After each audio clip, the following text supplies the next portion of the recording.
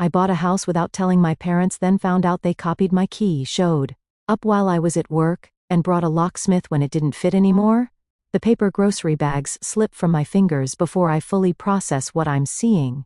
The jar of marinara shatters against my new tile floor, splashing red across the pristine white surface like blood at a crime scene. For 3 heartbeats, I stand frozen in my own doorway. Keys still dangling from my hand. My mother and sister are inside my cottage that I showed them photos of only 3 days ago. My cottage whose address I deliberately hadn't shared. What are you doing here? My voice sounds distant, hollow. Leona whirls around, measuring tape extended between her hands. She's been measuring the guest bedroom, my home office. Her expression momentarily startled before settling into something irritatingly entitled. Posy, you're home early. Mom straightens from where she's been rearranging my sofa and armchair, creating a configuration I hate. We thought you'd be at work until 5. That doesn't answer my question. I step over the growing puddle of sauce, my shoes sticking slightly to the floor. How did you get in here? Mom waves dismissively. I had a key made yesterday when I stopped by to congratulate you. The memory surfaces instantly. Mom asking to use the bathroom during her brief visit. Her purse unexpectedly left behind when she went down the hall. At the time, I thought nothing of it. You took my keys and copied them without asking. The tremor in my voice surprises me. Don't be so dramatic, honey. Mom busses herself, fluffing a throw pillow. We're just seeing how to make this work for everyone. Make what work? Question forms, but doesn't leave my mouth, because suddenly I know. The realization crashes into me with the force of a physical blow. Fragments of childhood flashed before me. Leon's 11th birthday with the hired clown and backyard carnival. While my own celebration that same year had been a store-bought cake in our living room. Mom's dismissive. Just not in the budget for you. Contrasted with the lavish spending for my sister. Pattern had never stopped. When I announced I was house hunting last month, Mom hadn't congratulated me. She'd called Leona immediately to discuss opportunities. This is my home, I say. Each word carved from ice. Not yours, not ours. Mine. I cross to Leona and plucked the spare key from her hand where she's been fidgeting with it. Fingers close, reflexively. Then release. You can't be serious about living here alone? Leona says 4 had creating with practiced concern. This place has 3 bedrooms. The kids need space. Your housing situation is not my problem.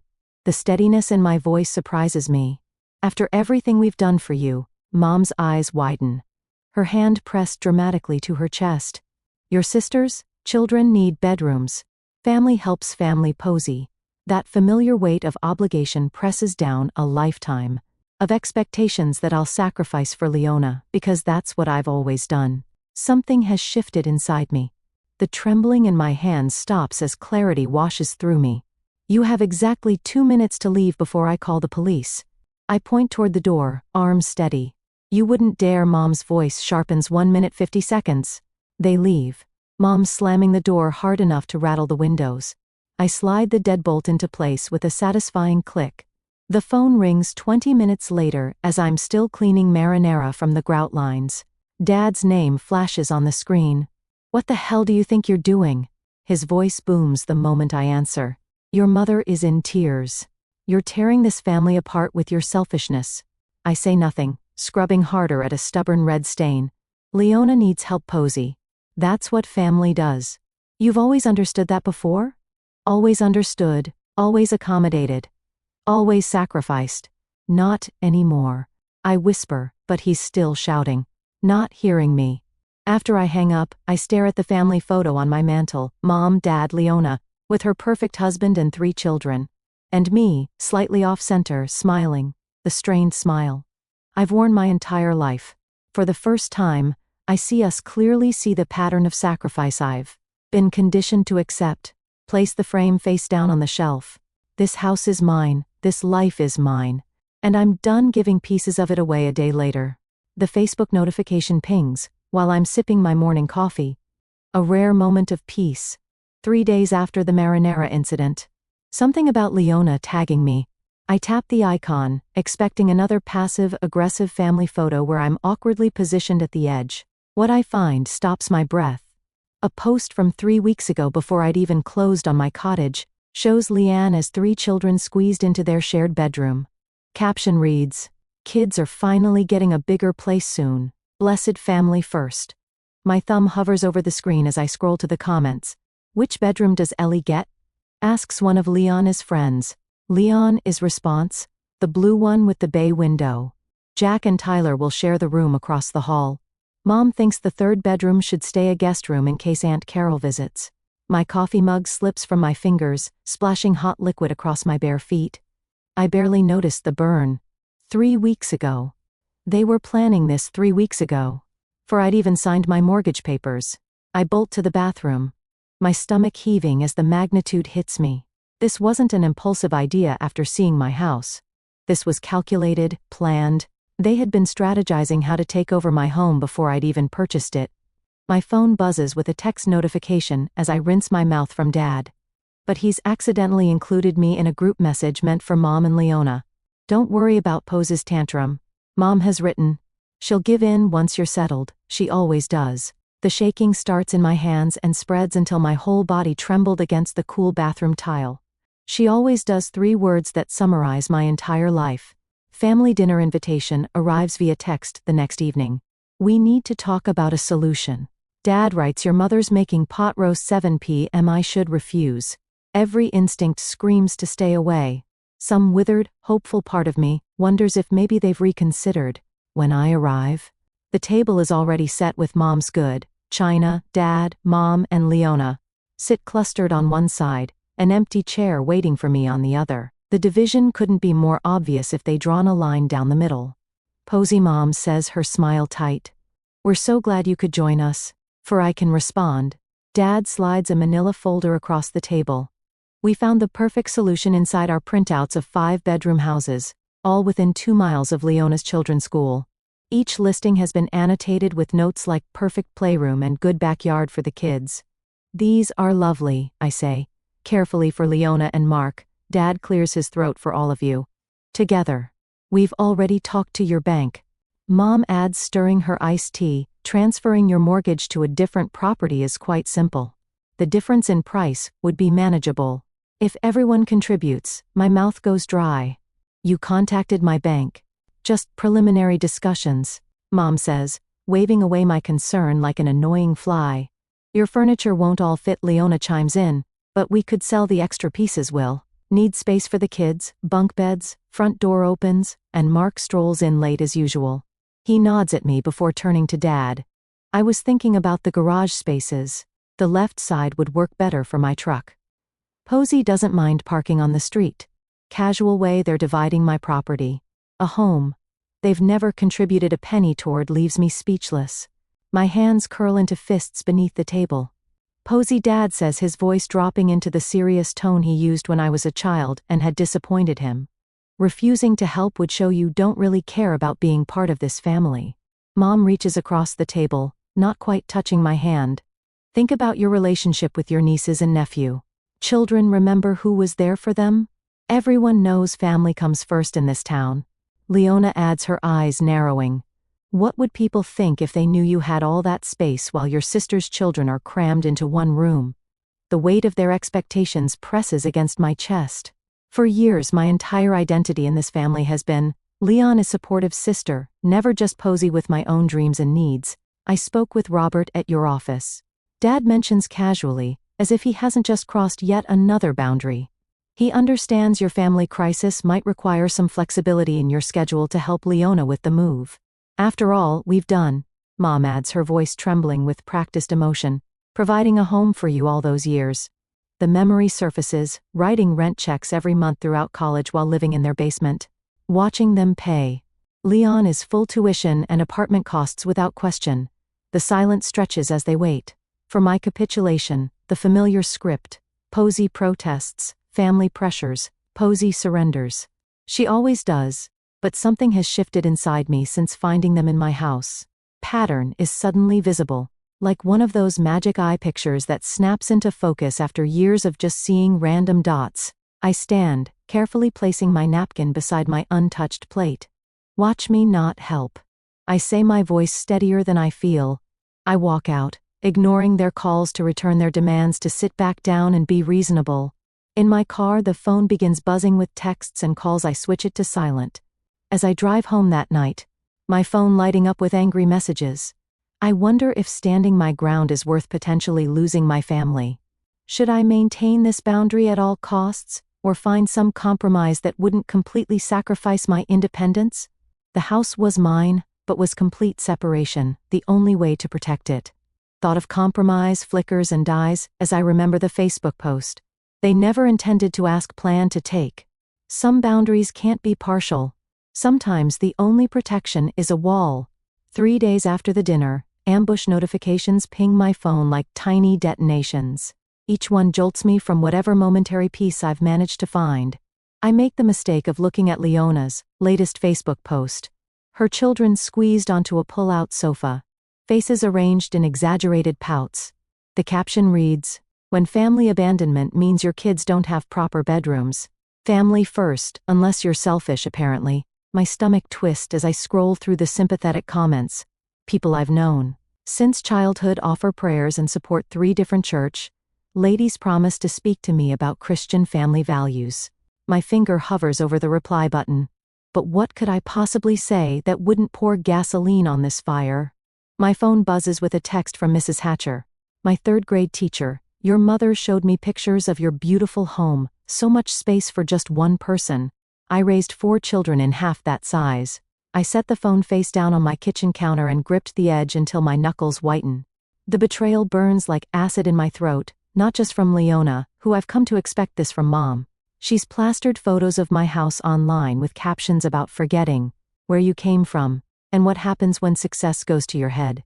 The doorbell rings, sending my heart rate skyrocketing through the people.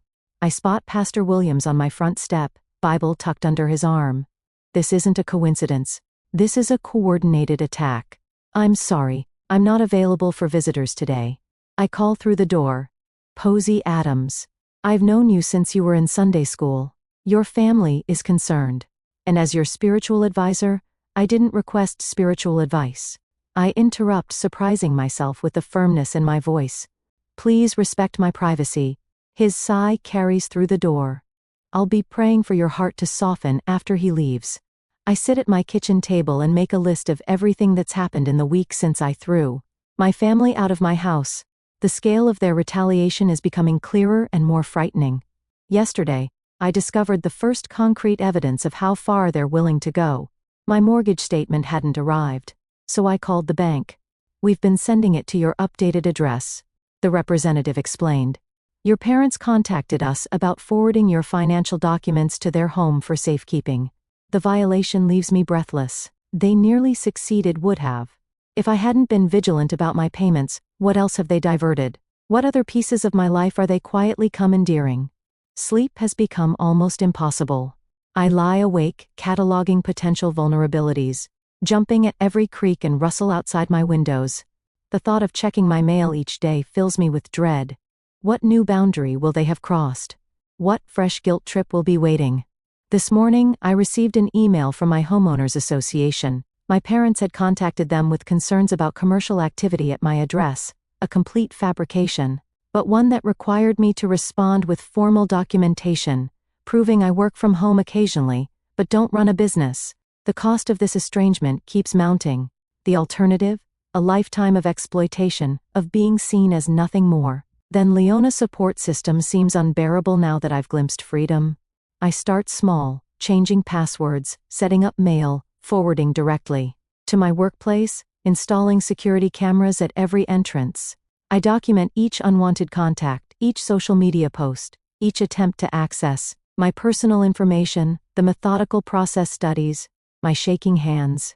When the security company finishes installing my new system, I feel a strange blend of sadness and relief. My home, the place that was supposed to represent my independence, now resembles a fortress. The next morning, a small miracle appears on my desk at work. A loaf of homemade bread wrapped in brown paper with a note tucked beneath the twine. "Sorry, I blabbed about your new place. Not everyone thinks you're wrong. Some of us wish we'd been brave enough to set boundaries years ago. Marcy, I hadn't realized how isolated I'd been feeling until that small gesture of support brings tears to my eyes. The moment of peace is short-lived that evening. Pull into my driveway to find Leona's SUV parked in front through my front window. I can see shadows moving inside my house. Familiar surge of violation is accompanied by something new, cold, crystalline anger. This time, I don't hesitate. I call the police from my car, watching as neighbors peek from behind curtains at the unfolding drama. By the time the officer arrives, my family has noticed me sitting in my driveway. They spill onto the front porch. Mom's face contorted with self-righteous indignation. Dad's reddened with anger. Leona clutching her purse to her chest like a shield. She's throwing her own family onto the street. Leona cries dramatically as the officer approaches. "We were just visiting what key?" I asked, calmly showing the officer my security camera footage on my phone. "I didn't give you permission to enter my home." Mom steps forward, eyes darting toward the gathering neighbors. "How could you call the police on your own blood? What will people think?" Something shifts inside me, a question that has controlled my entire life. What will people think? Suddenly seems absurdly irrelevant. "I don't care what they think," I say. My voice steady. "I care what I think. And I think this ends today." The officer escorts them from my property with a warning about trespassing. As they drive away, I realize something profound. I've spent my entire life afraid of disappointing my family, measuring my worth by their approval. I've never considered how consistently they've disappointed me, how little they valued my independence. My choices, my right to a life that isn't defined by what I can give them the next day. Dave, a friend from college who now practices family law, helps me draft a formal cease and assist letter, counting on your guilt. He tells me, as we review the document, they've weaponized it your whole life. When Leona shows up at my workplace the following week, her eyes swollen from theatrical crying, coworkers form an unexpected protective barrier. Marcy intercepts her at the front desk. 2 others happen to join me for lunch when Leona tries to ambush me in the parking lot. Contrast is stark. These people who owe me nothing respect my boundaries without question, while my family, who should protect me, tramples every line I draw. With each day, I find my voice growing stronger. "No" becomes easier to say. "This doesn't work for me" rolls off my tongue without apology. The words, "I've made my decision," no longer feel like a betrayal. At home, I change all the locks, grade my security system with door cameras that send alerts to my phone. I gather financial records, text messages, social media posts, paper trail, documenting years of exploitation. The folder grows thick with evidence I hope never to need, but feels safer having. The notification appears on my phone. While I'm in a meeting 2 days later, the doorbell camera shows my mother on my front step, trying a key in my lock while glancing nervously over her shoulder. The key doesn't work. I've changed the locks twice since the last confrontation. Her expression darkens as she tries again, then reaches into her purse for what appears to be another key. My heart pounds as I watch the footage. This isn't over. This is just beginning. I spend my Sunday afternoon assembling evidence like puzzle pieces on my dining room table. Every trespass, every manipulation, every lie documented with military precision. The security camera footage plays on my laptop, showing Mom trying 3 different keys in my front door yesterday while I was at work. I add the timestamp to my spreadsheet and feel a curl of satisfaction rather than the usual guilt. "This looks comprehensive," Dave says, adjusting his reading glasses as he reviews my documentation. My lawyer friend has squeezed me into his Sunday, bringing the scent of coffee and legal pads into my living room. "The cease and desist letter should be ready tomorrow. Will you be okay delivering it yourself?" I need to do this myself. I add the mortgage company's call recording to a labeled folder. The representative's voice still rings in my ears. "We spoke with someone claiming to be your mother about transferring your mortgage to another property. We informed her this wasn't possible without your direct authorization. My therapist, Judith's advice, guides my hand as I organize everything. Document, don't engage facts, not emotions, boundaries, not arguments." Monday morning, I placed the certified letter in my mother's hands. She doesn't open it. Just stares at me with wounded eyes, as if I betrayed her by protecting myself. "You'll regret this," she whispers, takes the envelope. 3 days pass in blessed silence, no calls, no texts, No unexpected visits. I sleep through the night for the first time in weeks. Thursday brings the inevitable escalation. I'm reviewing code at my desk when Marcy from accounting appears at my cubicle, eyes wide. "Your parents are in the lobby," she whispers. "They told reception your sister was in an accident, and they need you immediately." Cold dread washes through me until I spot the text from Leona complaining about her kids' school lunches time stamped 2 minutes ago. I find my parents arguing with our receptionist, Mom dabbing at dry eyes with a tissue, while Dad demands Ivy brought out immediately. Family emergency. He barks at the young man behind the desk. "Her sister has been hurt."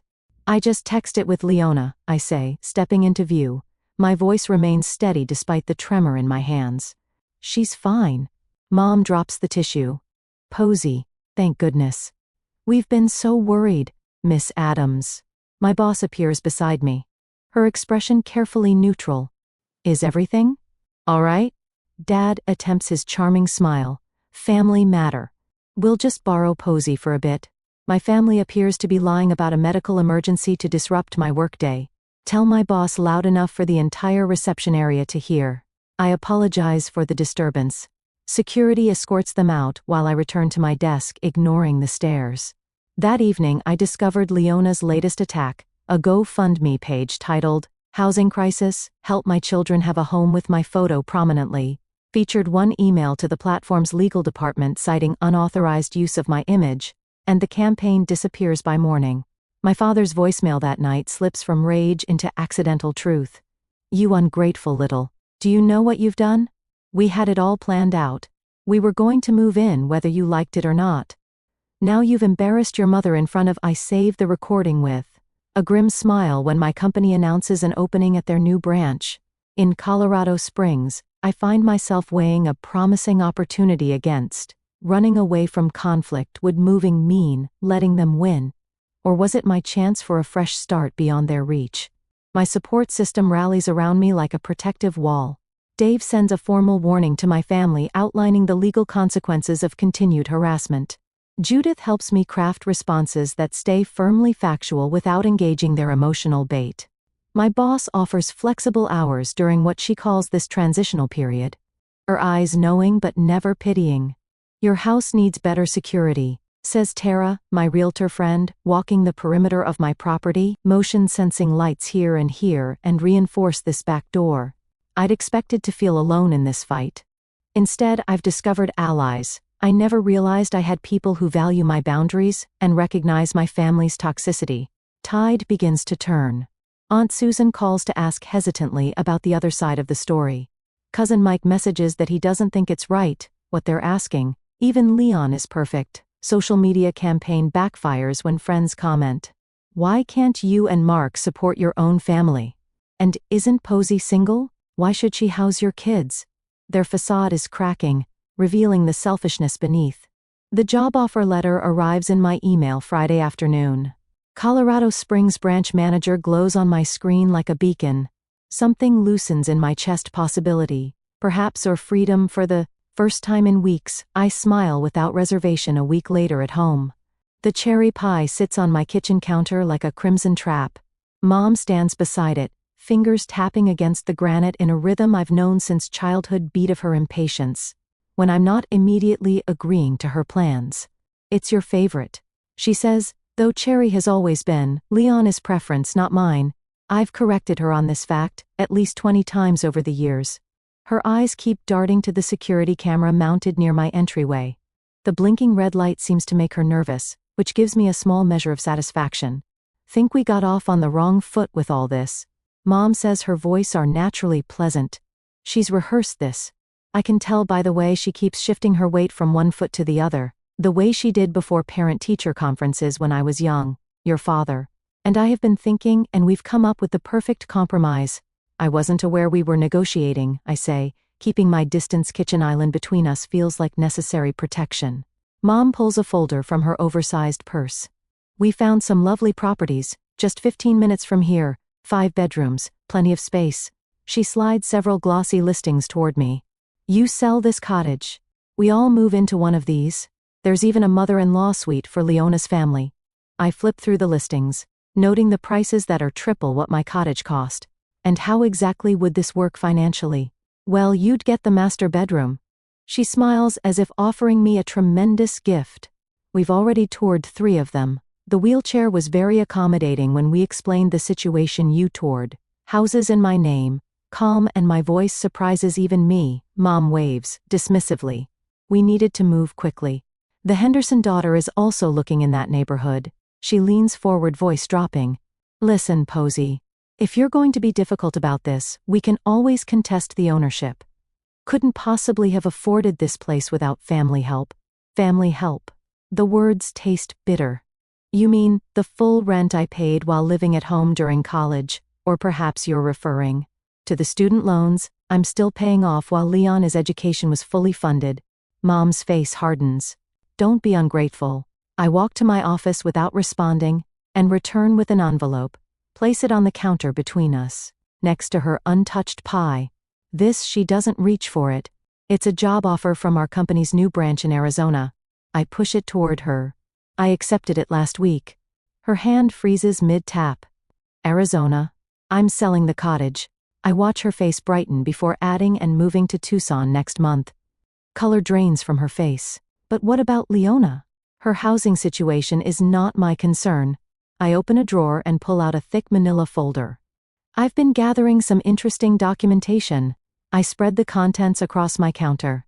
Financial records showing my paid rent throughout college alongside Leon as fully funded education, birthday, expenditure comparisons, showing the thousands spent on her celebrations versus the bare minimum for mine. Loan papers for the cars they bought her while I saved for my used Honda. What is this supposed to be? Mom's voice has lost its rehearsed quality. Evidence. Pull out my phone and tap the screen. Here's my security footage, showing 17 unauthorized entry attempts on my property. Mom stares at the screen, watching herself and Leona testing keys in my lock, peering through windows, even once bringing a locksmith who thankfully refused the job. I'm not running away, I say, gathering the papers. I'm running toward something better, a life where I'm valued, not just useful. Your father will be furious, she whispers. There's a new uncertainty in her voice. I'm counting on it. 3 days later, I arrive at my parents' house for what they've built as a family meeting to resolve the housing situation. The driveway is full. My aunt's car, my cousin's SUV, even my grandmother's ancient Buick. The gang's all here to witness my surrender. I take a deep breath before entering folder tucked securely under my arm. The conversation in the living room halts when I step inside. Leona sits on the couch between my parents, a united front. The extended family is arranged in a loose semicircle, an audience for the performance. There she is, Dad says, standing with a forced smile. We were just about to explain our solution to everyone. Actually, I say, my voice carrying across the suddenly silent room. I have an announcement first. I place my folder on the coffee table and open it to reveal the listing for my cottage, complete with professional photographs and a bright red for sale banner across the top. My house goes on the market Monday. I say I've accepted a position with my company's Arizona branch. I'm moving next month. The silence stretches for 3 heartbeats before Leona's shriek shatters it. But what about us? Where are we supposed to go? I meet her gaze steadily. The same place you've been living. The same place you'd still be. If you hadn't tried to take what's mine. Dad stands, face reddening. This is how you abandon your family.